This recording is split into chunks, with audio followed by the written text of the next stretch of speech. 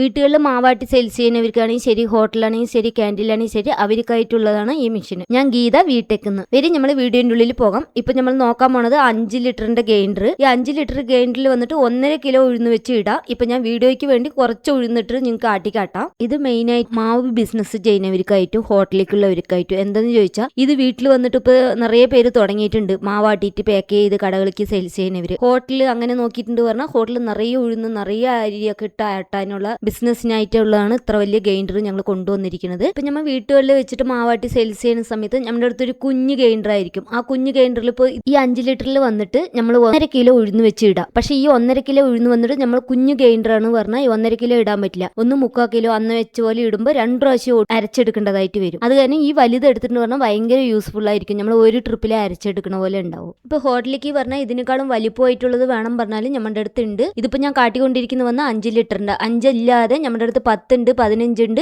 50 വരെയ്ക്കും ഉള്ളതുണ്ട്. നിങ്ങൾക്ക് ഏത് സൈസ് വേണോ അതിവിടെ വന്നിട്ട് നോക്കി എടുത്തിട്ട് പോകാം. അരിയായിട്ട് അരയ്ക്കാനായിട്ട് നമ്മുടെ അടുത്ത് മെഷീൻ ഉണ്ട്. പക്ഷെ ഉഴുന്ന് പറയുന്നത് പറഞ്ഞിട്ട് ഇതുപോലെ കല്ലുള്ള ഗ്രൈൻഡറിൽ ആട്ടിയാൽ മാത്രം തന്നെ നല്ല ടേസ്റ്റ് ഉണ്ടാവുള്ളൂ. എന്തായിട്ട് കല്ലുള്ളതിൽ എന്തിനാ ആട്ടാൻ പറയുന്നത് ചോദിച്ചാൽ അത് നന്നായി പൊങ്ങി വരും. ഒരു സോഫ്റ്റ് ആയിട്ടും അതില്ലാതെ ഈ കല്ലിലാട്ടിയാൽ മാത്രം അത്ര ടേസ്റ്റ് ഉണ്ടാവുള്ളൂ. അത് കാരണം മാത്രമാണ് കല്ലുള്ളത് ഗ്രൈൻഡർ വേണം എന്നുള്ളത് പറയണത്. ഇപ്പം ഞാൻ കുറച്ച് ഉഴുന്നിട്ടുണ്ട്, അതിനുള്ള വെള്ളം ഞാൻ ഒഴിക്കുന്നുണ്ട്. നിങ്ങൾ അതുപോലെ നിങ്ങൾ എത്ര ഉഴുന്നിടണോ അതിന് തകുന്ന മാതിരി വെള്ളം ഒഴിച്ചു കൊടുക്കി. ഇപ്പം നമ്മൾ ഉഴുന്ന് അരിഞ്ഞത് നോക്കാം, എടുത്ത് നോക്കാം.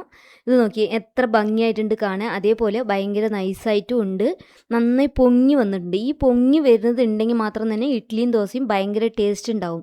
അത് തന്നെ ഉഴുന്ന് കല്ലിൽ അരച്ചാൽ നമുക്ക് അത്ര ടേസ്റ്റ് കിട്ടുന്നുള്ളത് പറയണത്. ഇപ്പം നമ്മൾ മാവ് വെളിയിലെടുക്കാം. ഇത് ഇത്ര വലിയ ഗ്രൈൻഡറിൽ നിന്ന് നമ്മൾ എങ്ങനെ മാവ് എടുക്കണം എന്നുള്ളത് ആലോചന ഉണ്ടാവും. പക്ഷേ ഇത് ഒരാളായിട്ട് എടുക്കാം. ഇതങ്ങനെ കൊടുത്തിട്ട് ആ പാത്രത്തിന് വെച്ചിട്ട് ഇങ്ങനെ എല്ലാം ചുറ്റും ഒന്ന് തുടച്ചെടുത്തിട്ടുണ്ട് പറഞ്ഞാൽ സിമ്പിളായിട്ട് എടുക്കാം. ഇത് നോക്കി എത്ര ഈസി ആയിട്ട് വാരിയെടുത്ത് ആ പാത്രത്തിലേക്ക് മാറ്റണം. നോക്കി മാവ് നോക്കി എത്ര ഭംഗിയായിരിക്കണം നോക്കി. ഇപ്പൊ ഇതിൽ നമ്മൾ അരി ഇടാം, കുറേശ്ശെ ഇടി. എന്താ ചോദിച്ചാൽ ഒന്നിച്ച് കൊട്ടിയ കല്ല് സ്റ്റക്കായി നിൽക്കും. കുറച്ച് കൊട്ടിയിട്ട് മെഷീൻ ഓൺ ചെയ്ത് വിട്ട പിന്നെ ബാലൻസ് കുറേശ്ശെ കൊട്ടി കുറച്ച് വെള്ളം ഒഴിച്ചു കൊടുക്കുക. അത് പിന്നെ അതുപാട്ടിൽ ഓടിക്കൊണ്ടിരിക്കും. ഇത് 5 ലിറ്റർ ഗ്രൈൻഡർ കാരണം ഇതിൽ കുതിരാൻ വെച്ച അരി വന്നിട്ട് നമ്മൾ 3 കിലോ വെച്ച് ഇടാം. ഇല്ല ഡ്രൈ അരി ഇടണം എന്ന് വെച്ചാൽ 2 കിലോ വെച്ച് ഇടാം.